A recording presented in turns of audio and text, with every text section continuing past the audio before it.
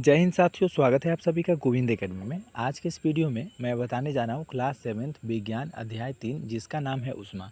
ऊष्मा का जो प्रश्न उत्तर है उसके बारे में आज इस वीडियो में चर्चा करेंगे और हम लोग जानेंगे इसका प्रश्न। आप इससे पहले ऊष्मा जो चैप्टर है इसका जो अध्याय अगर आप नहीं पढ़े हैं तो इस वीडियो के नीचे लिंक है, आप वहाँ से जाकर देख सकते हैं। ऊष्मा चैप्टर का जो सारांश है, इस वीडियो के नीचे लिंक दिया गया है, आप वहाँ से देख सकते हैं। चलिए अब ज़्यादा देर ना करते हुए इस वीडियो को स्टार्ट करते हैं और प्रश्न उत्तर की तरफ हम लोग चलते हैं। आप देख पाएंगे कि पहला जो प्रश्न है वो कह रहा है कि ऊष्माचालक और ऊष्मारोधी में क्या अंतर है, इसके बारे में बताएं। चलिए इसका उत्तर हम जान लेते हैं कि पहले ऊष्माचालक जान लेते हैं, उसके बाद ऊष्मारोधी की तरफ चलेंगे। ऊष्मा चालक जो है, जब कोई पदार्थ से ऊष्मा का स्थानांतरण एक सिरे से दूसरे सिरे तक जाता है तो उसे ऊष्मा चालक कहते हैं। जैसे कि एल्युमिनियम, लोहा, चांदी, तांबा इत्यादि ऊष्मा का चालक है। जबकि ऊष्मारोधी किसे कहते हैं, तो आप देखेंगे कि ऊष्मारोधी के बारे में, जब कोई पदार्थ से ऊष्मा का स्थानांतरण नहीं होता है तो उसे ऊष्मारोधी कहते हैं, जैसे प्लास्टिक, लकड़ी इत्यादि। आप लकड़ी को एक सिरे को अगर गर्म करेंगे, जलाते हैं, तो दूसरा सिरा अगर लंबा होगा तो वो क्या होगा कि धीरे वो गर्म नहीं होगा, ठीक है, वो जल ही जाएगा। प्लास्टिक हो गया, वो सभी क्या है कि ऊष्मारोधी है। Doctor thermometer. उसके बाद प्रश्न संख्या 2 में आप देखेंगे कि डॉक्टर थर्मामीटर एवं प्रयोगशाला थर्मामीटर के कार्य एवं बनावट को बताएं। तो इसके बारे में आप देखेंगे इसका उत्तर कि डॉक्टर थर्मामीटर का उपयोग केवल मनुष्य का तापमान मापने के लिए किया जाता है, जबकि प्रयोगशाला थर्मामीटर का प्रयोग विभिन्न वस्तुओं के तापमान को मापने के लिए किया जाता है। ये तो डॉक्टर थर्मामीटर और प्रयोगशाला थर्मामीटर में अंतर हो गया। उसके बाद आप देखेंगे कि डॉक्टर थर्मामीटर में सिर्फ शरीर का तापमान मापा जा सकता है, तप्त पानी का तापमान नहीं मापा जा सकता है। उसके बाद बी नंबर में आप देखेंगे अंतर, डॉक्टर थर्मामीटर का परिसर जो होता है वो 35 डिग्री से लेकर 42 डिग्री तक ही होता है। प्रयोगशाला प्रयोगशाला तापमापी जो होता है वो, यानी कि प्रयोगशाला थर्मामीटर का जो परिसर होता है वो -10 डिग्री से लेकर 110 डिग्री तक होता है।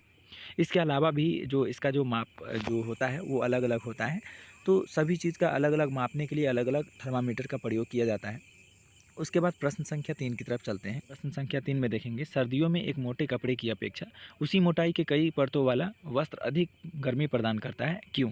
तो इसका जो उत्तर है वो आप देखेंगे कि सर्दियों में एक मोटा वस्त्र पहनने की तुलना में उसी मोटाई का कई परतों का बना वस्त्र अधिक उष्णता प्रदान करता है, क्योंकि मोटाई की कई परतों का बने वस्त्र के बीच वायु होती है और वो वायु शरीर की गर्मी को बाहर नहीं निकलने देती है, जिसके कारण उष्णता बनी रहती है।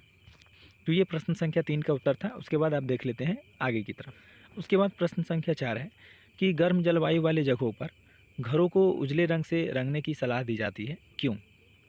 ये प्रश्न है कि गर्म जलवायु वाली जगह जो होता है वो घर को उजले रंग से रंगने की सलाह दी जाती है, ऐसा क्यों होता है, क्या कारण है? तो इसका जो उत्तर है कि गर्म जलवायु वाले स्थान में यह सलाह दी जाती है कि घर की बाहरी दीवारों को हल्के रंग के कारण सफ़ेद रंग से रंगा जाए।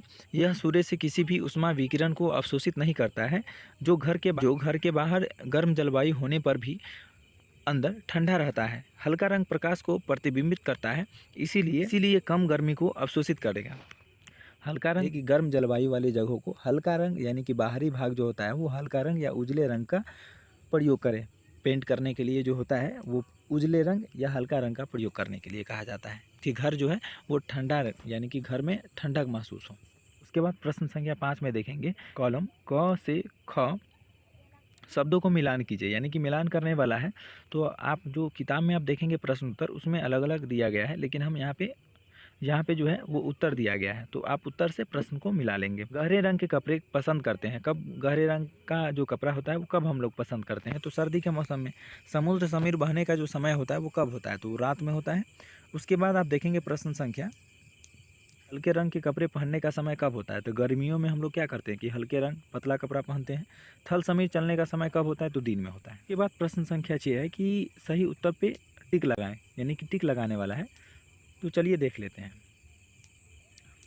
प्रश्न संख्या ए में देखिए, 1 लीटर जल जिसका तापमान 0 डिग्री हो तथा 1 लीटर जल जिसका तापमान 40 डिग्री हो, तो दोनों जल को आपस में मिला देते हैं, तो पूरे जल का तापमान क्या हो सकता है, यानी कि क्या होगा या क्या हो सकता है?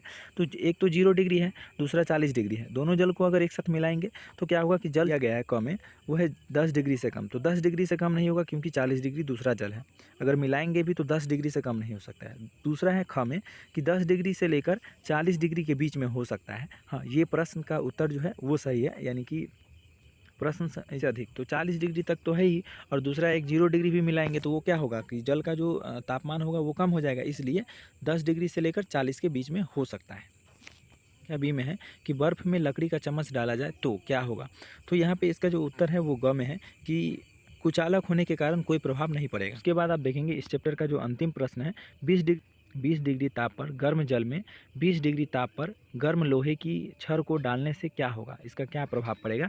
तो देखिए होगा कि इसमें कोई प्रभाव नहीं पड़ेगा। कारण ये है कि 20 डिग्री ताप का गर्म जल भी है, यानी कि 20 डिग्री टेम्परेचर का कितना है, जल भी है और लोहा भी है, दोनों सेम ही तापमान पर गर्म है, इसलिए इसमें कोई प्रभाव नहीं पड़ेगा। अगर थोड़ा कम रहता या उससे ज़्यादा रहता, दोनों का जो तापमान है वो अलग अलग रहता तो प्रभाव पड़ सकता था, लेकिन दोनों का तापमान बराबर है, इसलिए कोई प्रभाव नहीं पड़ेगा। आशा करते हैं कि यह वीडियो आपको अच्छा लगा हो।